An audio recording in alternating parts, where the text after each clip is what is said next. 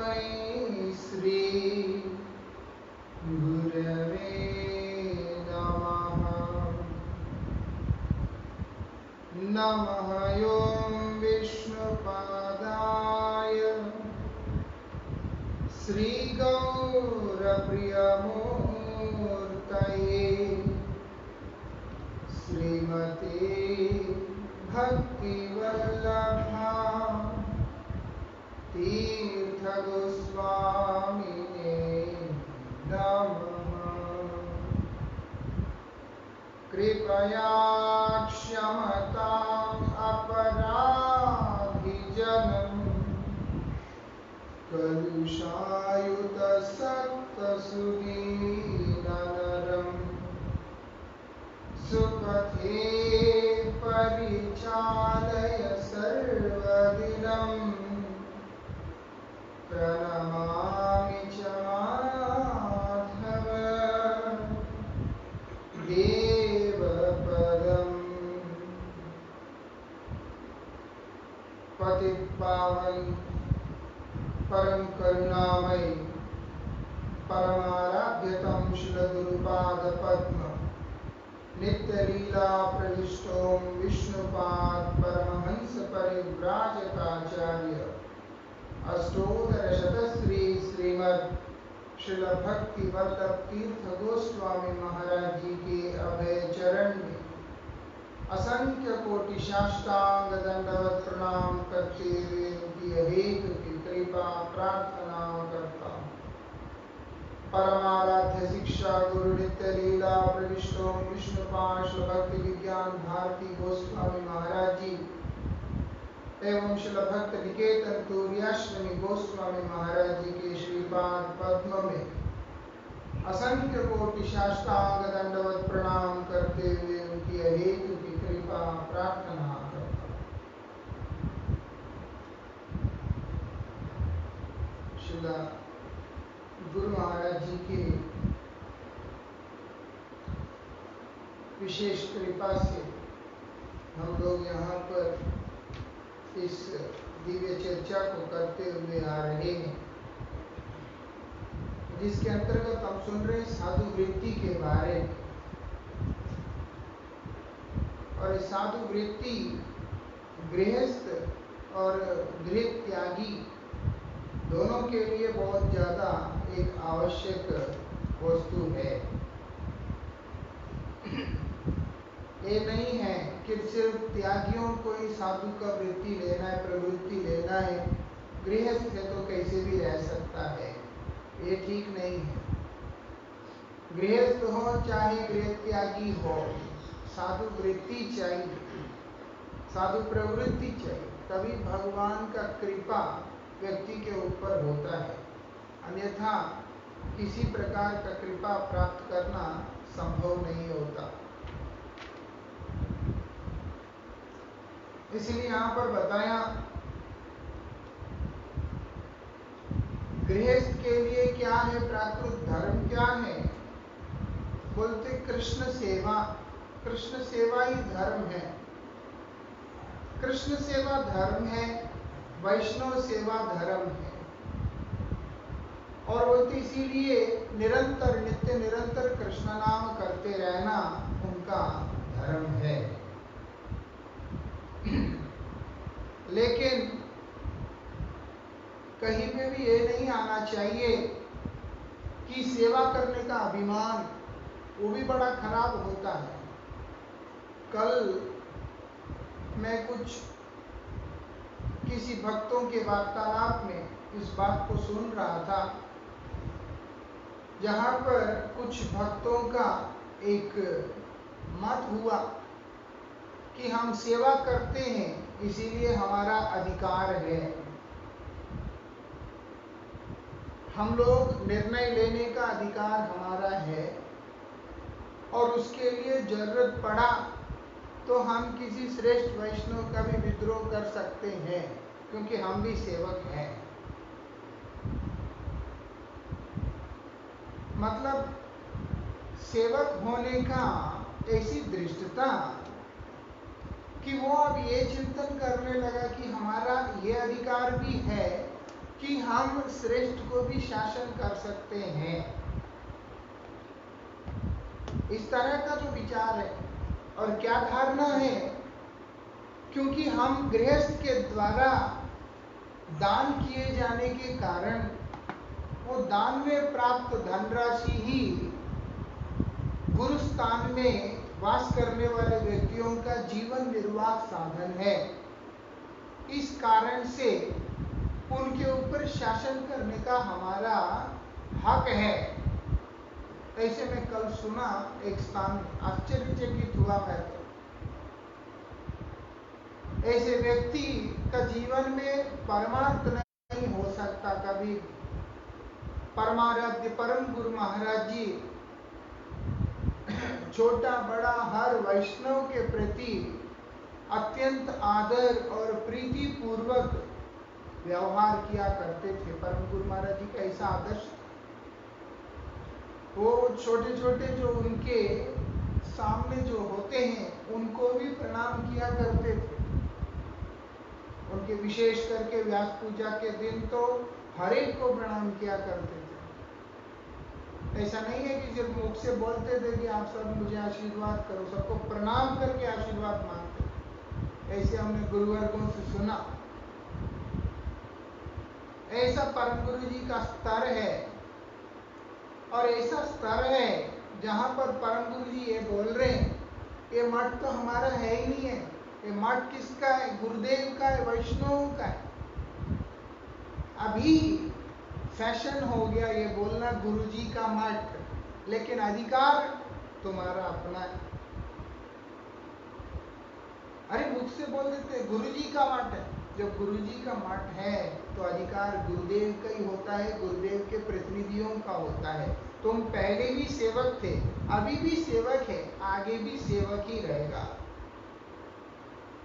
ये चीज यहाँ पर सीखना पड़ता है। परम गुरुदेव संस्थापक होने के बाद भी श्री चैतन्य गौड़िया मठ का एक बृहद प्रतिष्ठान का, और उन्होंने तब मठ बनाया। गुरु जी से भी सुना, श्री भारती महाराज जी से भी सुना विशेष रूप से, कि जब कुछ था ही नहीं, जीरो, ऐसा था।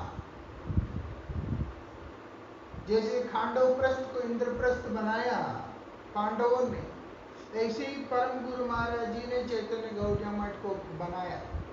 इतना विराट रूप दे दिया, इतना बड़ा कर दिया, चाहे जितना भी मठों का सही बड़ा हो जाए, लेकिन बड़ा मठ बोलने से वो चैतन्य गौड़िया मठ ही है। चाहे कहीं पे भी, मायापुर हो, वृंदावन हो, कहीं पे भी हो, उन्होंने एक इस तरह का स्थिति में लाके मठ को खड़ा किया। और परम गुरु महाराज जी फिर भी ये बोलते हम तो एक सेवक है, हम तो स्वामी तो है नहीं। और मैं प्रार्थना भी यही करता हूँ कि मेरे अंदर ये भाव आने से एक दिन पहले प्राण छूट जाए। और मैं कल सुन के आश्चर्यचकित हुआ, थोड़ा बहुत महीने में 150-500 चंदा देने वाले लोग, पूर्ण समर्पित भी नहीं, सब समय तिलक लगाने में शर्माता है, कहीं इधर उधर जाने पे नियमों के साथ समझौता करने वाले लोग, ठीक से हरिनाम नहीं करने वाले लोग, ऐसे जितने निकृष्ट व्यक्ति है वो सब एकत्रित होकर चर्चा कर रहे हैं। क्योंकि हम सेवा देते हैं, मठ के अंदर रहने वाले हमारे सेवा से पलते हैं, इस कारण से उसके ऊपर शासन करने का हमारा अधिकार है। उनका क्या भजन है और वो लोग कहाँ जाएगा, ये तो भगवान और गुरुदेव ही जाने।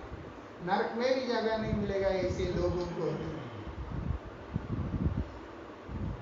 तो इसीलिए यहाँ पर बता दिया क्या करना है। विशेष करके जो गृहस्थ व्यक्ति है उनके लिए ये विशेष रूप से इस बात का सावधानी होना चाहिए कि मेरा काम है वैष्णव सेवन, और वो भी समय समय पर आजीवन वैष्णवों का सेवन करता रहूं। भक्त पदधूलि, क्योंकि वैष्णवों के चरणों का धूल, वैष्णवों के चरणों का जल वैष्णवों का अवशेष जो है यही साधन का बल है। वैष्णवों के अवशेष की कामना करनी चाहिए, ना कि ये सोचना चाहिए कि वो जो खा रहा है वो मेरा दिया हुआ चंदा का पैसा से खा रहा है। कितना अंतर है। ऐसा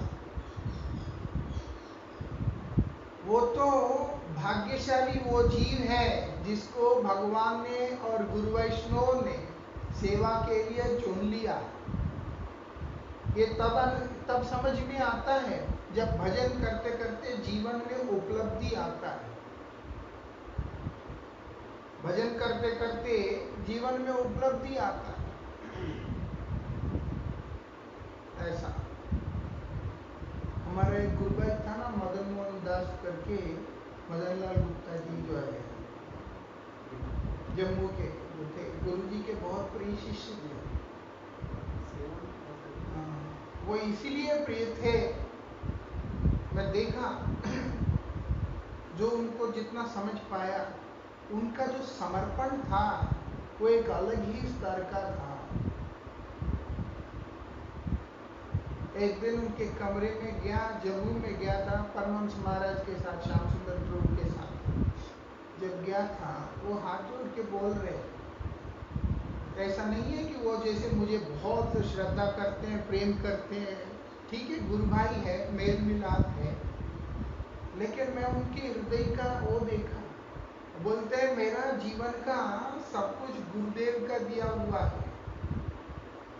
बोलते इसके ऊपर मैं अपने आप को स्वामीपना का भाव कैसे ला सकता हूँ।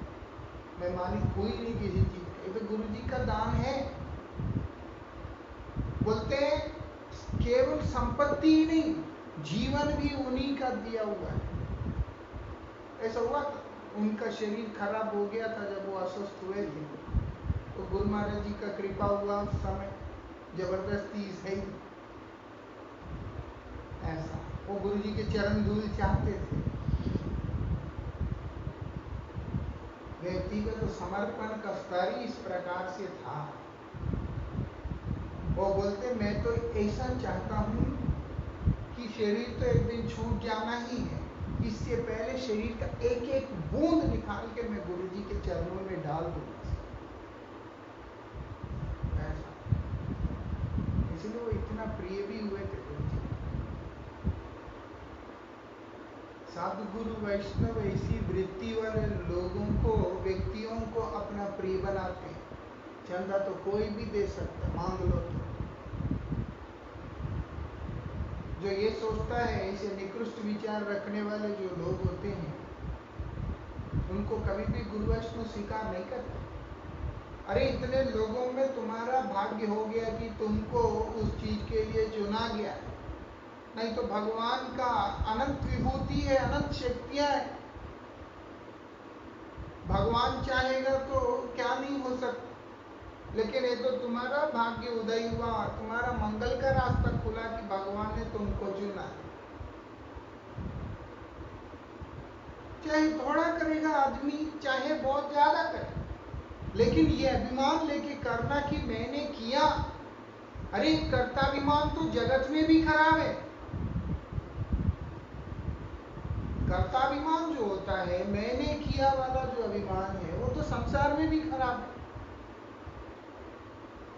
इसीलिए बोला अहंकार विमूढ़ आत्मा कर्ता अहम इति मन्यते। अहंकारी व्यक्ति जो विमूढ़ है, मूढ़ भी नहीं है, पराकाष्ठा में उसका मूढ़ता है, जहां उसका ज्ञान, उसका विवेक सब कुछ भ्रष्ट हो चुका है, वही सोचता है कि करता हूं, मैं करता हूं। और भजन के मामले में ऐसा सोचना मतलब है कि अपनी इच्छा से अपना अधोपतन का द्वार खोल लेना। एहसान कोई और कर रहा है तुम पर, लेकिन उल्टा सोचना कि मैं इस पे एहसान कर रहा हूं।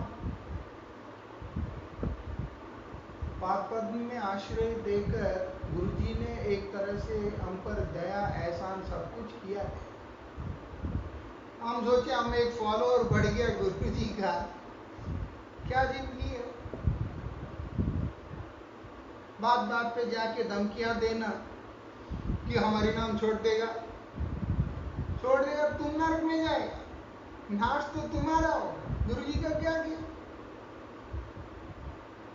लेकिन इस तरह के उपद्रव वाली बातें करके, अपने भावनाओं को व्यक्त करके व्यक्ति जो साधु गुरु वैष्णवों को कष्ट देता है, गुरुजी कभी नहीं चाहते कि उनके फॉलोअर बढ़े, लेकिन गुरुजी हमेशा ये चाहते हैं हर व्यक्ति भगवान का भजन करे और अपना मंगल जरूर करे। इसलिए गुरु महाराज जी के पास बहुत लोग आए थे, रीइनिशिएशन के लिए आए थे, दोबारा हरिनाम दीक्षा के लिए बहुत लोग आए थे गुरु जी के पास। परम पूज्य पाशिला, बहुत सारे ऐसे आचार्यों के शिष्य आए थे, लेकिन गुरु महाराज जी ने कभी भी किसी को इस चीज में एंटरटेन किया नहीं। लेकिन एक बात हमेशा बोलते थे,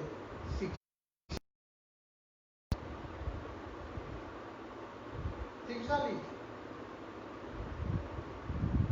ऐसा वो तो उनका दया है कि उन्होंने आश्रय प्रदान किया, वो तो उनका दया है, उन्होंने सेवा प्रदान की। वास्तविकता में बद्धजीव के अंदर सेवा करने का वृत्ति होता ही नहीं, बद्धजीव है। इसीलिए वो कृपा करके, वो दया करके व्यक्ति को सेवा प्रदान कर रहे हैं कि तुम्हारा इच्छा तो नहीं, कोई बात नहीं, मैं तुम पर कृपा कर देता हूं। और वो सेवा करता हुआ व्यक्ति जब ये सोचता है मैंने उपकार किया मठ को, मैंने उपकार किया गुरु जी के ऊपर, उसका तो जिंदगी सर्वनाश है। इसलिए यहाँ पर बोल रहे साधन का बल यही है, ये तीनों ही बल का आश्रय लेकर व्यक्ति को अपने जीवन के अंदर भक्ति लेकर के आना होता है। उसको अपने अंदर भक्ति लेके आना है, सेवा वृत्ति को प्रबल करना है, तब जाकर के ही वो भगवान को प्राप्त करने योग्य होता है। और इन्हीं के संबल से व्यक्ति के अंदर जितने भी अभद्र है, अमंगल है, सब कुछ ध्वंस भी हो जाते हैं। और सब कुछ उसी से ध्वंस होता है, अन्यथा कोई भी वस्तु किसी भी व्यक्ति के अंदर से बाहर निकलने की संभावना ही नहीं है। कोई सोचेगा इसे निकल जाएगा, वो भी नहीं होता। हरिनाम लेने से हो जाएगा, वो तो नहीं होता, करना पड़ता है, सेवा करना पड़ता है, उनके अवशेष के लिए याचना करना पड़ता है, तब जाकर के हमारी चित्त वृत्तियां जो है बदलते हैं। आज दूषित है, यही कल साधु वृत्ति के रूप में परिवर्तित हो जाए, उसके बाद इससे पहले नहीं होगा। इसलिए बोल रहे हैं इन सब चीजों को ध्यान देना। साधु बड़े कृपालु होते हैं, वो लोग सत्यसार होते हैं, सम होते हैं, इसीलिए बोल रहे हैं निर्दोष होते हैं, उनमें कोई प्रकार का दोष नहीं होता, और परम उदार होते हैं। ये सारे गुण भक्तों के अंदर होता है, लेकिन बद्धावस्था में होने के कारण वो दिखाई नहीं पड़ता है। नहीं जी, उसमें तो कोई साधु का गुण नहीं है। वास्तविकता में सामने जो दिख रहा है वो अपना रिफ्लेक्शन है। इसीलिए आप देखोगे जैसे जैसे व्यक्ति का स्वभाव में परिवर्तन आता है, वे उसी प्रकार के व्यक्तियों का संग को अनुसंधान करता है। ऐसे व्यक्तियों का संग का कामना करता है। उसका कारण यह है कि उसके अंदर की जो वृत्ति है वो दिखाई दे रहा है उसको, इसीलिए वो उसी वृत्ति के अनुसार व्यक्तित्वों का संग करना पसंद करता है। जो निकृष्ट सोच वाला व्यक्ति है, बहुत सारे महापुरुष होने के बाद भी वो उसके अंदर वो निकृष्ट व्यक्ति के पास ही जाके संग करेगा। और उसकी दृष्टि में वही उत्तम भागवत दिखता है। उसका कारण है कि उसकी अपनी वृत्तियां खराब है। गुरुदेव जिस मार्ग पे गए और अन्य महाजन वैष्णव जिस मार्ग पे गए, परंपरा के आचार्य जिस पे गए, उस परंपरा के अंदर, उस मार्ग के अंदर उनके पदचिह्नों पे चलने वाला कोई भी वैष्णव का अस्तित्व ही नहीं है। इस प्रकार की जो धारणा, वो वास्तविकता में एक साधक का अपने निजी साधना में जो पतन है उसका ही एक प्रतिरूप है। निश्चित रूप से मात्रा कम हो सकता है, ऐसा नहीं कह सकते कि सभी के सभी उत्तम जन हैं, सभी के सभी शुद्ध भक्त है। मात्रा कम हो सकता है, लेकिन शून्य बोलना मतलब है कि तुम्हारा शरणागति का अभाव है, तुम्हारा समर्पण का अभाव है। कई लोगों को ये भी फैशन हो गया, अब क्या रखा जी, गुरुजी तो है नहीं, अब तो खत्म ही हो गया। गुरुजी के कोई बदजीव है, संसार का जीव है गुरुजी, कि गुरुजी चले गए तो गुरुजी के साथ सब कुछ चला गया। गुरु महाराज जी एक मिशन है, गुरु महाराज जी एक व्यक्तित्व है। गुरु महाराज जी मतलब ऐसा नहीं कि एक व्यक्ति है, गुरु महाराज जी मतलब एक सोच है, एक विचार है, एक आदर्श है, एक व्यक्तित्व। जहां पे ये सब चीजें जीवित है, गुरु महाराज जी वहां पे हैं।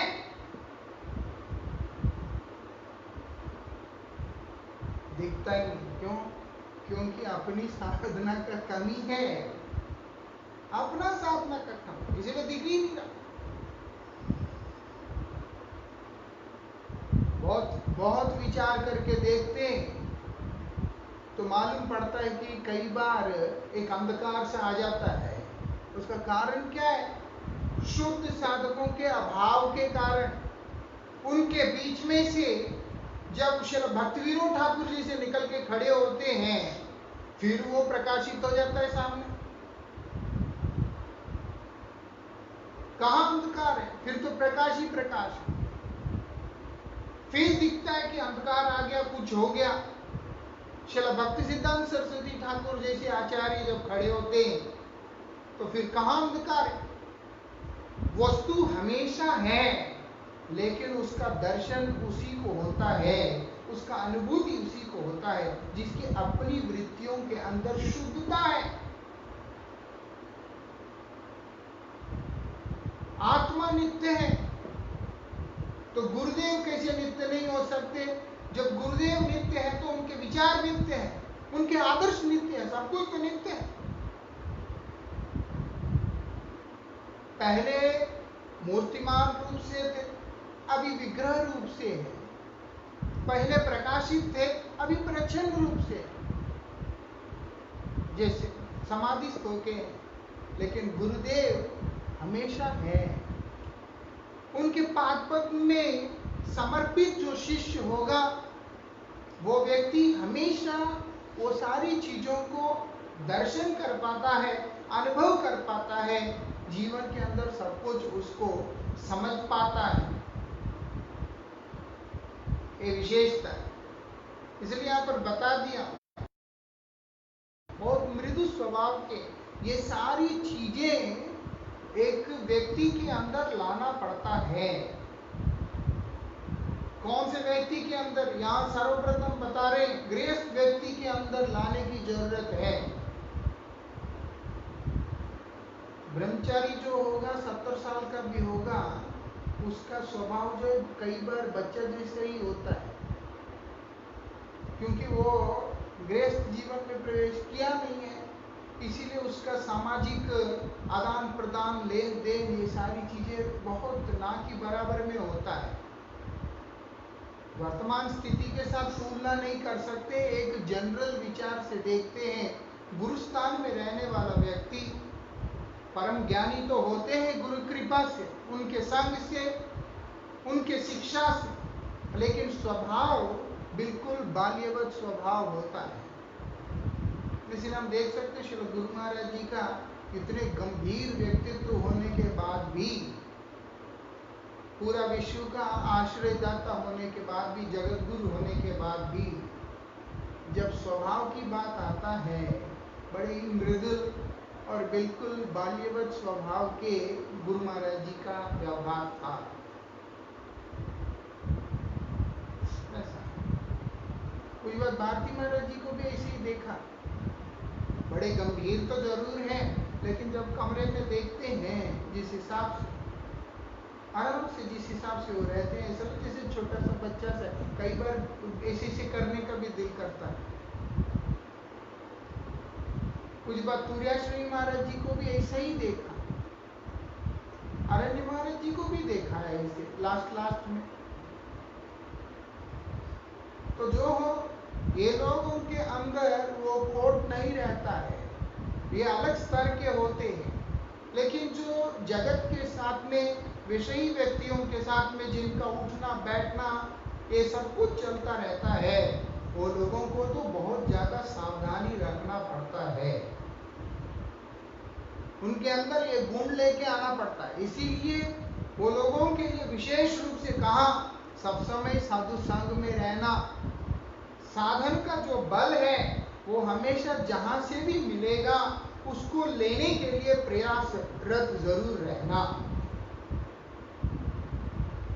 नहीं है तो वास्तविकता में पतन होने के लिए अब समय नहीं लगेगा।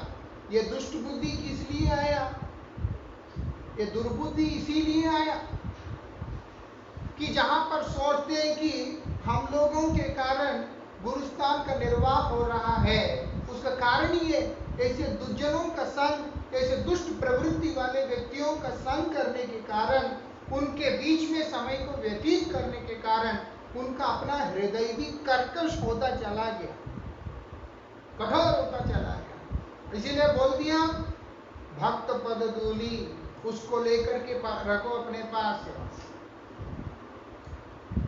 और इसके बाद भक्त मुक्त शेष, उनका प्रसाद लेके रखो, उनकी शिक्षा, उनका आदर्श, उनके उपदेशों को अपने जीवन में लेके रखो। जहां पे भी रहोगे सबसे ज्यादा सुरक्षित रहोगे और बुद्धि कभी भी भ्रष्ट नहीं होगा। परमाराध्य श्री गुरु महाराज जी के साथ 2007 में जब दिल्ली मठ में भेंट हुआ था एक बार किसी विशेष परिस्थिति में, तब गुरु जी मुझको यह बात बोल रहे थे कि देखो, स्थान का महत्व कभी भी नहीं होता, महत्व होता है हमेशा आदर्श का। महत्व होता है कि कितना तुम गुरुदेव की शिक्षा को अपने हृदय में धारण कर पाए, इसका महत्व है। कितना तुम उनकी शिक्षा को धारण कर पाए, गुरु वैष्णवों का, और उसको सहारा बनाकर कितना तुम अपने जीवन को चला पाए, वही महत्व रखता है। और एक समय आने के बाद अगर और सूक्ष्म रूप से वर्तमान समय के हिसाब से विचार करते हैं, चाहे गृहस्थ हो चाहे गृह त्यागी हो, जो कोई भी व्यक्ति दुस्संग में रहेगा सुनिश्चित रूप से उसका बुद्धि विपर्य होगा ही होगा। श्रील भक्तिविनोद ठाकुर जब बतला रहे, वो तो एक अलग भूमिका में बतला रहे, जिसके चलते यहाँ पर ये स्पष्ट है, जो लोग ये सारी चीजों से मुक्त हैं, वही व्यक्ति वास्तविकता में गुरु स्थान में गुरु सेवा करने के लिए उपयुक्त है। अगर किसी के अंदर ये खोट है तो वो व्यक्ति को अपने आप को सुधारना चाहिए, तभी जाके साधन में सिद्धि आएगा, अन्यथा साधन में कभी भी सिद्धि आ नहीं सकता।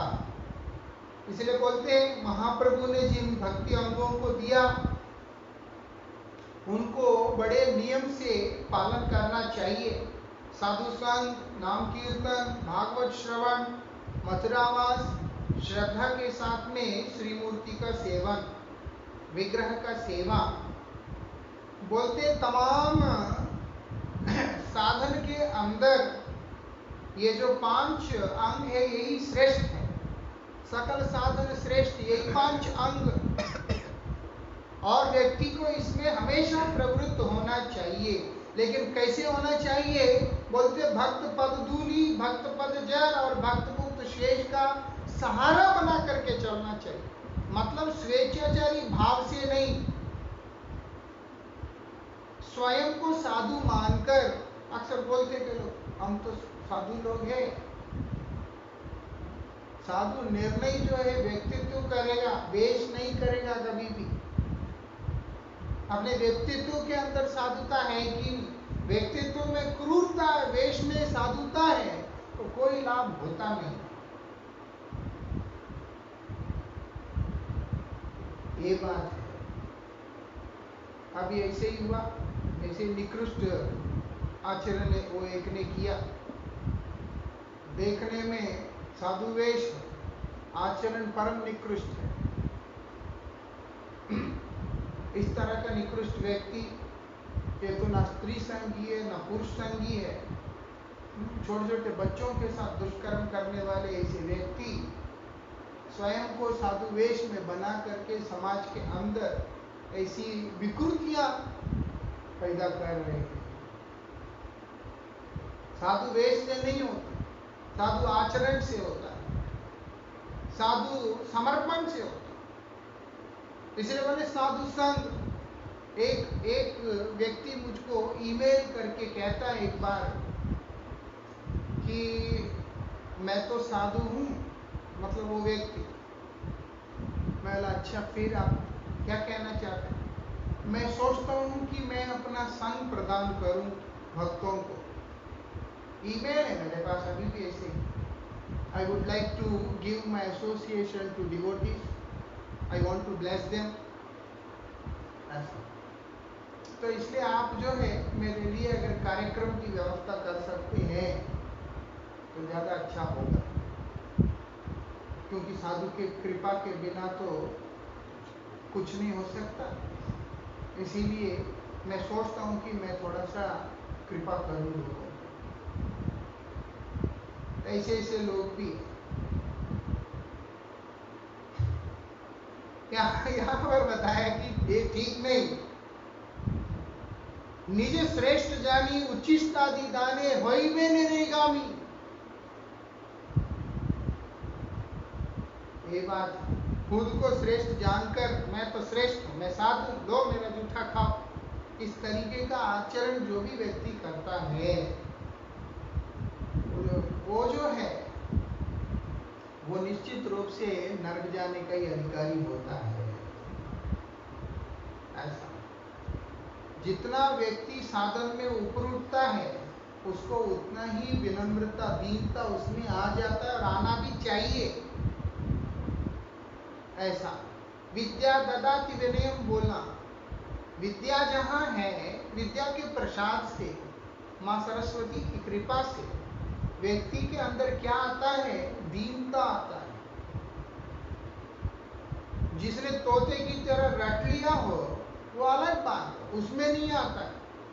देखा मैं से, हमको तो ये पूरा सारे श्लोक आते हैं लेकिन हमें कोई पूछता नहीं है, हमको तो इतना ज्ञान है फिर भी हमें कोई पूछता नहीं है, हम पंडित हैं।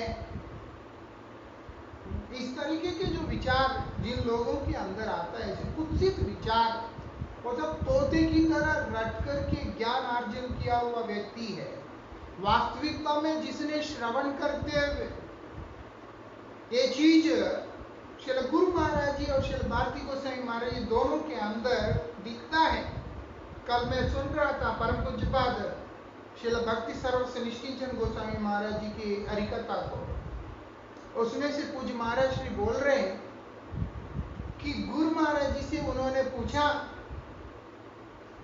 कि जब, क्योंकि वो पंजाब में गुरु जी को देखते थे और पंजाब में गुरु महाराज जी इतना व्यस्त रहते थे कि उनके पास समय ही नहीं होता था किसी चीज का। तो इसलिए उन्होंने उनसे कहा कि महाराज जी आपको तो हम देखते हैं ग्रंथ पढ़ने करते हुए, इसे कभी देखते नहीं है, लेकिन एक दिन में 6 हरिकथा आप बोले जा रहे हैं और सब नया नया टॉपिक बोल रहे हैं, ये कैसे संभव हो रहा है? वैसे परमारथ गुरु महाराज जी, आप सब जानते हैं, गुरु महाराज जी जब चलते थे इतना बड़ा ट्रंक साथ में चलता था, वो सिर्फ ग्रंथों का था। बाद में ट्रंक बदल के एक विदेश जाने लगे तो एक काला रंग का बैग ले लिया, उसमें जो है ट्रंक को तो उठाना पड़ता था, वो तो ट्रॉली खींच लेते थे।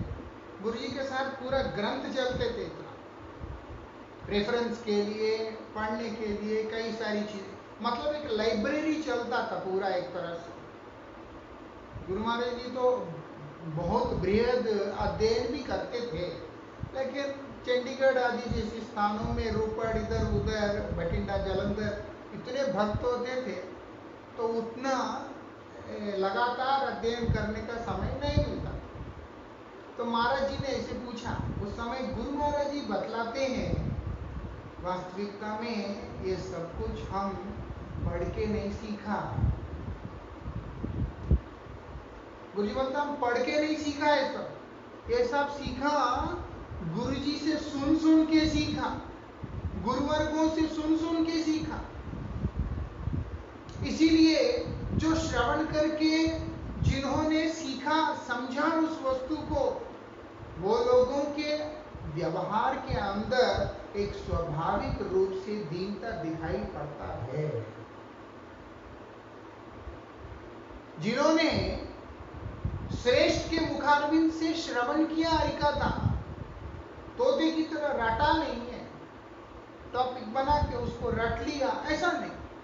उन्होंने गुरुजी से सुना, अपने गुरुदेव के साथ सब समय रहकर उनके दिव्य वाणी को लगातार सुन सुन के गुरु महाराज जी का, जब गुरुजी बोलते हैं एक ही बात है, और कोई व्यक्ति बोलता है हम जैसे बोलते हैं तो उसका कोई महत्व नहीं लगता है, लेकिन गुरु महाराज जी बोलते वही बात, वो हृदय के अंदर अलग तरीके से चला जाता है। उसका कारण ही है क्योंकि वो जो वाणी है, जो श्रेष्ठ के मुख से आ रहा है, उसमें वीर्य भी आता है। जो भगवान माता देवहूति को बोलते मम वीर्य संविदो, मेरा वीर्यवती जो कथा है वो भक्त के मुख से आता है। केवल मात्र किताब पढ़ने से शब्द मिलता है, लेकिन वीर्य जो आता है उस हरिकथा के अंदर, आकर्षण करने का गुण जो आता है, वो श्रेष्ठ के मुखारविंद से श्रवण करने से ही आता है। गुरु महाराज जी वहां पर इशारा कर रहे हैं, गुरु जी से सुना हमने, वैष्णव से, गुरुवर्गों से सुना, इसीलिए हम कीर्तन कर पा रहा है। परम पूज्य श्री भक्ति विज्ञान भारती गोसाई महाराज जी ने यही बात बोला। महाराज जी बोलते हैं देखो, हम बहुत बड़ा पंडित नहीं हैं, लेकिन इतना जरूर है, गुरुजी से और गुरुवर्गों के मुखारविंद से जो हरिकथा को श्रवण किया, उसी को आज हम कीर्तन कर रहा है। और इतनी दीनता है कि महाराज जी से मैंने एक दिन एकांत में पूछा कि महाराज श्री आप कृपा करके आपका नित्य स्वरूप के बारे में मुझे बतलाइए, मैं जानना चाहता हूँ। काफी घनिष्ठ तो हो ही गए थे और प्यार भी करते थे, कभी भी जाके गोद में सर रख दो, कभी भी जाके कुछ भी कर दो, ऐसा था। तो मैं उनसे पूछा, महाराज जी बड़े गंभीर होके मुझे बोलते हैं आप स्वरूप की बात करते हैं, मैं तो अभी भक्त ही नहीं बन पाया। मैं तो आश्चर्यचकित रह गया एक बार, तो ये भी नहीं बोला कि अभी नहीं, समय आने पे पता चलेगा, कुछ नहीं। सीधा बोलते हैं हम तो भक्ति नहीं बन पाए। आप स्वरूप की बात कर रहे हैं, मैं भक्त ही बन जाऊं, भक्तों का सेवक ही बन जाऊं, वही मेरे लिए पर्याप्त है, ऐसा बोला महाराज जी। महाराज नहीं जानते, सब जानते कि उनका ही उपदेश, उनकी शिक्षा को लेकर विश्व के अंदर जितने वैष्णव हैं, जो नए नए जो भक्त लोग इस मार्ग में आ रहे हैं, वो सब अपने भजन को आगे लेके चल रहे हैं, उनकी उपदेश, उनकी प्रेरणा से। गुरु महाराज जी का भी ऐसे ही है। लेकिन वो स्वयं अपने आप को किस स्थिति में देखते हैं वो दिखाई पड़ता है कि नहीं, हम तो वैष्णवी नहीं बन पाए। उसका कारण यह है श्रेष्ठ संग, साधु संग ही उसका कारण है। साधु मुख से निश्रित वो वीर्यवती हरिकथा वही उसका कारण है। इसलिए यहाँ पर बताया जो गृहस्थ व्यक्ति होगा उसको सब समय साधु संग में ही रहना है। और साधु संग भी कैसा संग, जिसके संग से मेरे परमार्थ के अंदर सुधार आएगा, मैं अपने परमार्थ साधन में आगे बढ़ूंगा। केवल ऐसे साधुओं का अनुसंधान मुझे करना होगा। जब तक ऐसे साधु नहीं मिलते तब तक जो मेरे सामने साधु है मैं उनका भी संग करता रहूंगा, उनमें कभी भी किसी भी प्रकार का दोष नहीं ढूंढूंगा। तब जाकर के वो व्यक्ति अपने साधन में आगे बढ़ सकता है। मठवासी भी ऐसे ही है। अगर मठवासी दूसरे को दोष देखना शुरू करे तो वो भी अपना परमार्थ में आगे नहीं बढ़ सकता। इसीलिए श्रेष्ठ का कद्र करने के लिए भी एक प्लेटफॉर्म चाहिए होता है। एक प्राकृत बद्ध जीव जो है, इस संसार में पड़ा हुआ जीव, वो अप्राकृत भूमिका के जो वैष्णव है उनके स्वभाव को, उनके हृदय को किस प्रकार से समझ पाएगा, उसके लिए भी उसको एक प्लेटफॉर्म की जरूरत है। वो प्लेटफॉर्म आता है जब व्यक्ति भक्तों के संग में रहकर उनमें अच्छा देखने का कोशिश करता है, उसको संबल बनाकर अपने जीवन को आगे ले जाने का कोशिश करता है। इसलिए यहाँ पर बताया साधु वृत्ति चाहिए तो क्या करना है, साधु का संग ही करना होगा। साधु का कृपा को ही सहारा बनाकर अपने जीवन को आगे ले जाना होगा। वही हमारे पूर्वाचार्यों ने भी हमें शिक्षा प्रदान किया। इसके आगे की चर्चा को हम लोग कल करेंगे। वंशा कल्पतरुभ्यश्च कृपा सिंधुभ्यो पतितानां पावनेभ्यो वैष्णवेभ्यो